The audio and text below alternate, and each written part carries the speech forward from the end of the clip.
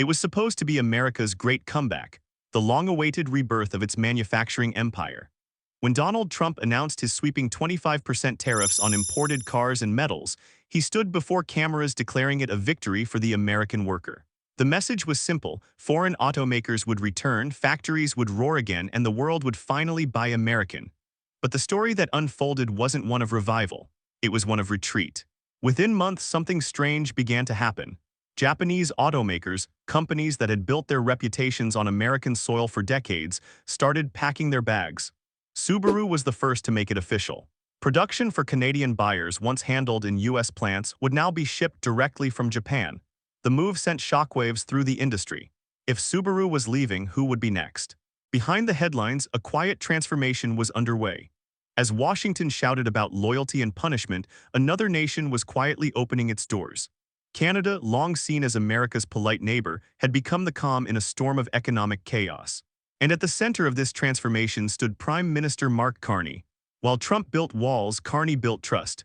While Washington threatened, Ottawa negotiated.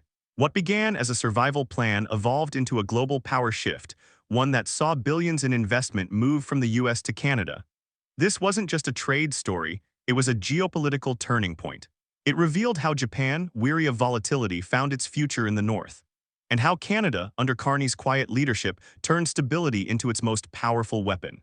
Welcome to Northern Pulse, where we uncover how calm strategy can outplay chaos, and how one man's tariffs gave birth to another nation's rise. When Donald Trump announced his sweeping 25% tariffs on imported autos and metals, he promised an industrial rebirth. America, he said, would no longer depend on anyone. Factories would hum again, the heartland would rise, and the Rust Belt would shine. But in reality, those tariffs became a slow-motion disaster that exposed how fragile America's manufacturing base had become. Instead of pulling factories home, the policy pushed them away. Within months, the cost of American steel and aluminum skyrocketed. Auto manufacturers who had operated in the U.S. for decades were suddenly drowning in higher input prices. A single bolt, once sourced for pennies, now cost double. A sheet of aluminum was now worth its weight in strategy. And for companies like Subaru, that was the breaking point. The Japanese automaker, once a symbol of Japan's faith in American labor, halted production for Canadian buyers in its Indiana plant. The math no longer worked. It was cheaper to build cars in Japan, ship them across the ocean, and sell them in Canada than to build them next door in the United States. Economists called it reverse localization, the exact opposite of what Trump had promised. The tariffs meant to bring industry home were driving it offshore. Factories slowed, supply chains cracked, and the workers Trump had vowed to protect were left watching their jobs vanish again. And while Washington blamed everyone from Mexico to Beijing, Japan quietly made up its mind. The American market, once the safest in the world, had become unpredictable. It was time to find a partner that didn't threaten stability every election cycle. That's when the spotlight began to drift north, toward a nation that was calm, steady, and quietly preparing for its moment. When Subaru made its quiet announcement, Japan's corporate world froze. This wasn't just a company changing its logistics plan, it was a signal that something had snapped in the foundation of U.S.-Japan economic trust. For decades, Japan's automakers had treated America as their second home. Detroit was the dream market, the symbol of global reach. Now that dream was becoming a trap. Inside Tokyo's boardrooms, frustration turned into fatigue. Every few months, Washington was rewriting trade policies on impulse. Tweets replaced treaties. Negotiations turned into threats. CEOs couldn't plan 5 years ahead when the rules changed every 5 weeks. It wasn't business anymore, it was political roulette. Toyota and Mazda began quietly running cost analyses. Hyundai, though technically Korean, joined the backroom discussions because the American tariff ripple was hitting everyone. The results were staggering. Building a car in the United States for export to Canada was now more expensive than shipping that same vehicle across the Pacific. Logistics executives called it madness with flags. Meanwhile, Japan's policymakers were watching the U.S. political theater unfold. They saw the shouting, the finger-pointing, and the instability, and they knew they couldn't base their future on it. Japan's economic planners began searching for a new bridge into the Western market, a place that spoke the language of predictability. That search led north. Canada wasn't just an alternative, it was everything the U.S. wasn't: stable, rules-based, and forward-looking. Japan realized it didn't need to beg for access. It needed to find a partner that valued reliability over drama. The first whispers began in late-night trade calls and quiet embassy dinners. What if we shift north? By the time Trump doubled down on tariffs again, Japan already had its answer, and Ottawa was ready to listen. While Washington roared with blame and bluster, Ottawa moved in silence. Mark Carney wasn't a politician in the traditional sense, he was a strategist with the patience of a chess master. As Trump shouted about winning, Carney studied the board and saw a chance to redefine North America's balance of power. Canada didn't retaliate with fiery speeches or emotional sound bites. Instead, Carney's team picked up the phone and began holding private discussions with Japanese, Malaysian, and Korean executives. The message was simple: you can build here and you can plan here. Canada won't change the rules halfway. It wasn't a grand promise, it was a quiet guarantee. Behind the scenes, Ottawa began reshaping its industrial ecosystem to attract the very companies fleeing U.S. chaos. Customs processes were streamlined, shipping lanes from Asia expanded, and provinces like Ontario and British Columbia started offering long-term clean energy incentives. These weren't flashy subsidies. They were calculated moves to make Canada the new launchpad for the industries of tomorrow, and the timing couldn't have been better. Japan was searching for a calm harbor in a stormy world, and Canada fit perfectly. It offered access to the U.S. market through USMCA, a reliable workforce, and above all, consistency. Investors who had grown tired of Washington's trade tantrums found something rare in Carney's government: predictability. As the U.S. turned inward, Canada began connecting outward, building bridges while others burned them.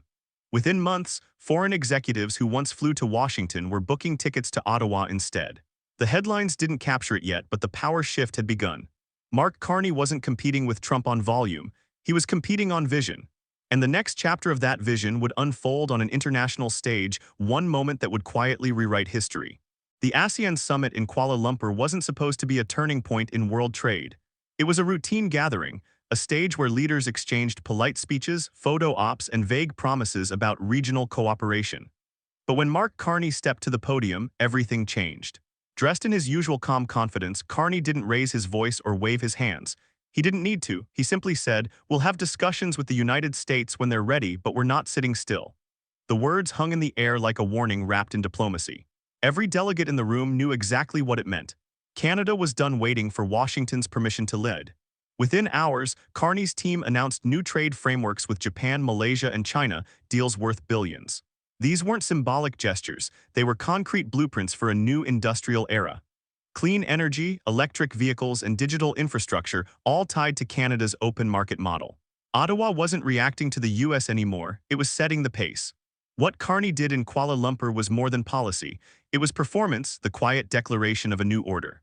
For decades, Canada had been the supporting actor in America's economic story. Now the roles were reversed. The symbolism was undeniable. While Trump was busy escalating tariff threats from Washington, Carney was standing shoulder to shoulder with Asia's powerhouses, calm, strategic, and in control. That moment was the birth of what analysts later called the Carney Doctrine: leadership through stability. And as the applause echoed across that summit hall, one thing became clear: the world no longer needed America to lead North America. It had found someone else who could. Economists soon had a name for what was unfolding across the Pacific: the Northern Shift.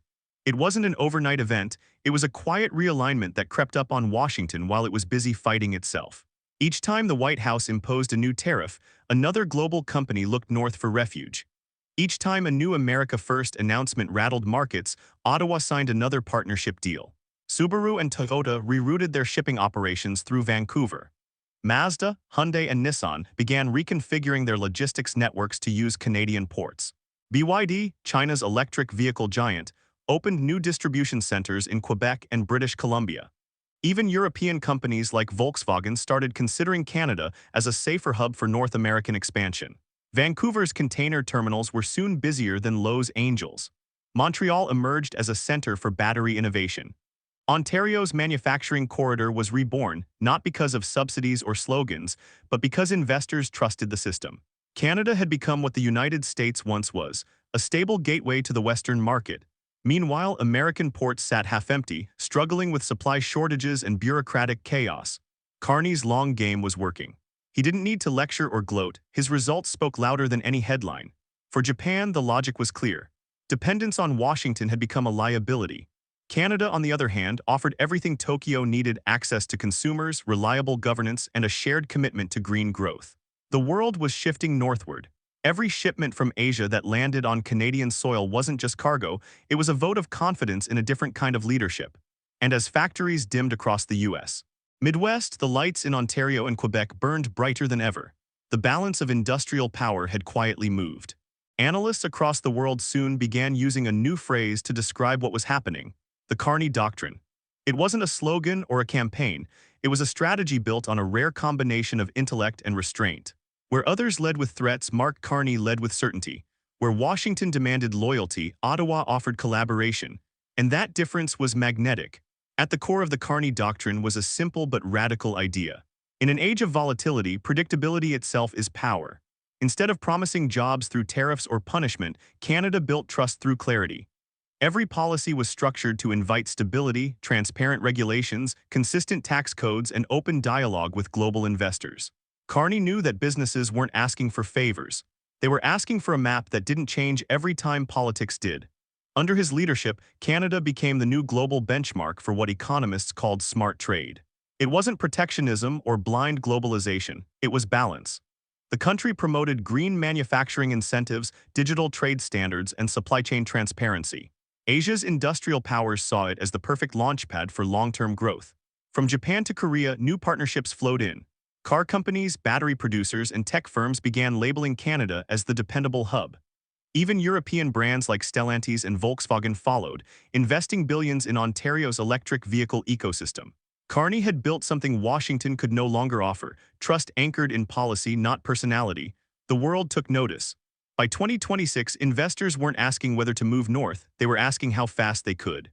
What started as a quiet adjustment had turned into a global migration of capital, driven not by ideology but by logic. The Carney Doctrine wasn't about dominating others. It was about creating a system so stable that others wanted to join it. By the time Washington realized what had happened, the transformation was already irreversible. Japan's pivot to Canada had unleashed a wave of investment that no tariff could undo. Billions in automotive, battery, and clean energy projects flowed north, so quickly that Canada's ports and industrial parks could barely keep up. Ontario became a global magnet for electric vehicle production. Quebec rose as the center of battery innovation. And British Columbia evolved into Asia's primary logistics gateway to North America. Ships once bound for California were now docking in Vancouver. Factories that had planned expansions in Ohio or Michigan were suddenly opening in Windsor and Kingston instead. For the first time in modern history, Canada wasn't just an alternative, it was the main stage. The phrase "made in Canada" began appearing on vehicles, components, and energy systems destined for every corner of the globe.